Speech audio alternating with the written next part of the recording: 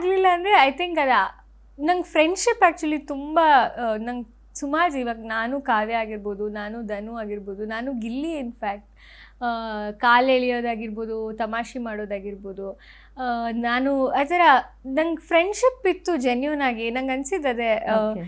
But ಆಟಕ್ಕೋಸ್ಕರ ಒಂದು track ಮಾಡ್ಕೋಬೇಕು, ಅದರಿಂದ ನಾವಿಲ್ಲಿ ಸರ್ವೈವ್ ಆಗ್ಬೋದು, ಅದರಿಂದ ನಮಗೆ ಮೈಲೇಜ್ ಸಿಗುತ್ತೆ ಅಂತೇನಿತ್ತು, ಅದು ಯಾವುದು ಥಾಟ್ಸ್ ಇರಲಿಲ್ಲ. ಓಕೆ, ಯಾರೋ ಮಾಡ್ತಿದ್ದಾರೆ ಅದಕ್ಕೆ ನಾನು ಮಾಡೋಣ. ಓಕೆ, ಇಷ್ಟೆಲ್ಲ ಇರಬೇಕಾದ್ರೆ ಧ್ರುವಂತ್ ಅವರು ಅಲಿಗೇಷನ್ ಮಾಡ್ತಾರೆ ನಿಮ್ಮ ಮೇಲೆ, ಅಂದರೆ ಅವರು ನನ್ನನ್ನು ಒಂಥರ ಇಂಪ್ರೆಸ್ ಮಾಡೋ ಥರ ಮಾತಾಡ್ತಿದ್ದಾರೆ ಅನ್ನೋ ಥರ ಒಂದು ಅಲಿಗೇಷನ್ ಮಾಡ್ತಾರೆ ಧ್ರುವಂತ್ ಅವರು. ಅದು ಯಾಕೆ ಆ ಸಿಚುವೇಶನ್ ಕ್ರಿಯೇಟ್ ಆಯಿತು ಅಂತ?